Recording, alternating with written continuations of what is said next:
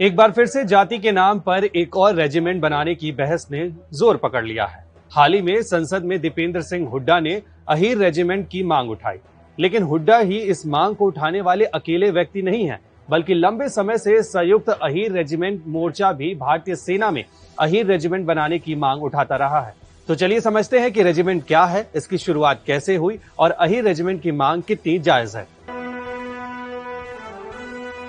Regiment भारतीय सेना का एक ग्रुप है। कई रेजिमेंट के ग्रुप से मिलकर भारतीय सेना बनती है। भारत में रेजिमेंट सबसे पहले अंग्रेजी हुकूमत के दौरान बनी। उन्होंने अपने व्यापार और अपनी सुरक्षा के लिए सबसे पहले मद्रास रेजिमेंट बनाई। भारतीय सेना में ज्यादातर व्यवस्थाएं अंग्रेजों के समय से चली आ रही हैं। अंग्रेजों ने रेजिमेंट में ऐसी जातियों को सेना में शामिल किया जो जंग के मैदान में खूब बहादुरी से लड़ती थी।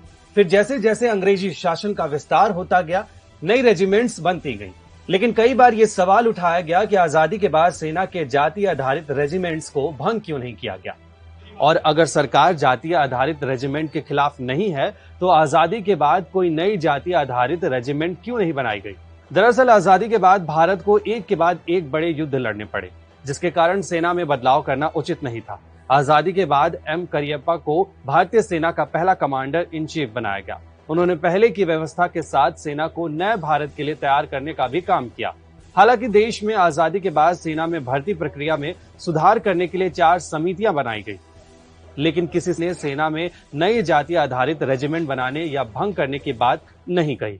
अब अगर जातीय आधारित रेजिमेंट की बात करें तो इसका ऑफिसर रैंक पर कोई असर नहीं होता। जातीय आधारित रेजिमेंट में एक जाति के लोगों के साथ कई जातियां अपनी सेवाएं दे सकती हैं, लेकिन अफसर रैंक की अगर बात करें तो अफसर रैंक पर रेजिमेंट में भर्ती होने को लेकर कोई जातीय या धार्मिक पैमाना नहीं है।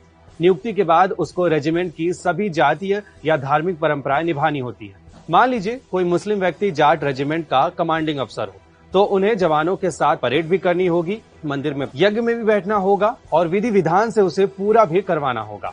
अब सवाल उठता है कि अहीर रेजिमेंट की मांग कहां तक जायज है। इसका समर्थन करने वालों का तर्क है कि 70 सालों से अहीर समुदाय ने देश के लिए कई बलिदान दिए हैं। खास तौर पर साल 1962 के रेजांगला युद्ध में 13 कुमाऊं के 120 जवान अहीर समुदाय से थे।